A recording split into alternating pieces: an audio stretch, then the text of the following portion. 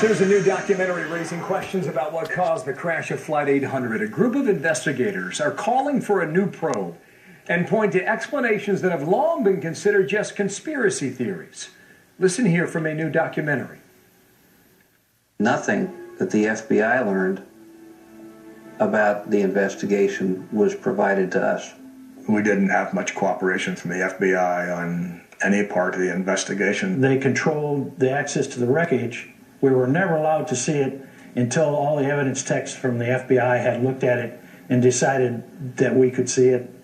I mean, this was unheard of. What about those claims? James Kallstrom was the lead FBI investigator of that crash. He's also a former director of Homeland Security for the state of New York. How you doing, Jim? And good morning to you. It's nice to see you again. Good morning, Bill. Good to be with you. I want to give you your chance to respond to what we just heard. And Martha talked to a gentleman last hour who you saw in that clip also. He talked about no pictures were ever allowed inside the hangar. What about all these claims that the FBI put a tight lid on that investigation? Well, I think they're preposterous. I think it's it's pure fiction. Look, there's two different agencies. The FBI investigates crimes under Title 18. Destruction of American aircraft is a federal violation under the jurisdiction of the FBI. We show up at a potential crime scene and we have to abide by the rules of federal procedure, the rules of evidence, the chain of custody. So we can't willy-nilly have people from the airline industry, the pilots union, the stewardesses union, screwing around with the evidence.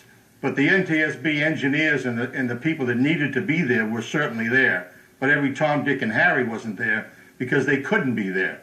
NTSB is there because they're a civilian agency that investigates plane crashes, among other things, that are caused by human error or electrical malfunctions or mechanical malfunctions or bad weather or something like that. James, I know you're disappointed by what you've heard, the accusations by people who used to work with you and work for you in many cases.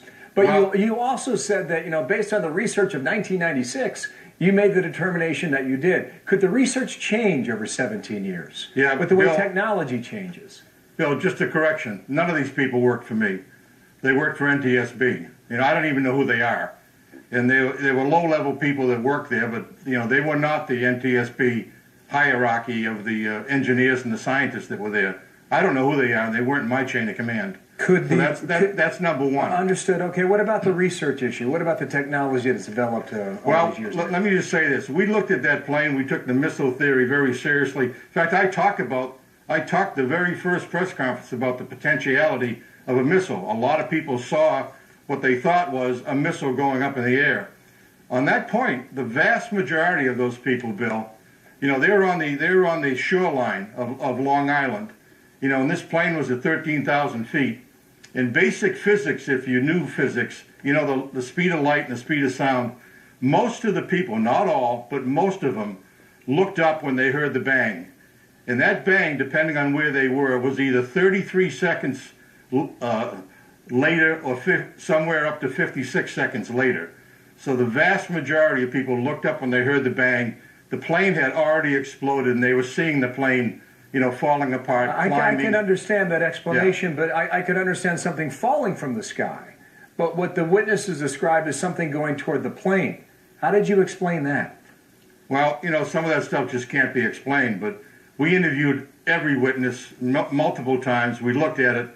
The reality is, eyewitness testimony over the years is, the perpetrators from 5'2" to 6'4". I mean, you have to base this on the evidence. Now, let's get to the evidence. We ended up getting 97% of the plane out of the ocean.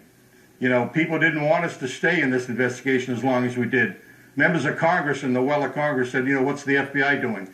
The FBI cannot, say with any kind of certainty this was terrorism or it wasn't terrorism with 20%, 30% of the airplane in the ocean. So we stayed a long time. The NTSB had already concluded, although they hadn't publicized it, that the center fuel tank blew up, and they thought they knew why. But for me to stand up and say we did everything humanly possible, and it's not terrorism, to prove a negative, we have to have much, much more of the airplane. Understood. You said earlier today that at 99% sure it was not terrorism. You stand by that? I absolutely do. I mean, I don't think it can ever be 100%. And we said at that closing press conference, you know, if there's something here that we're missing, the plane is still in a hangar down in Virginia and has been there for 17 years. You know, if there's some dastardly thing that, you know, was not within the scope of science back in 1996, if that's the case, you know, we we can take a look revisit. at that. But James- this group of people are not those scientists. Thank you for your time today. James Kalstrom, former member of Thank the you. FBI. Good to have you back with us. Yep. All right, coming up, happening now.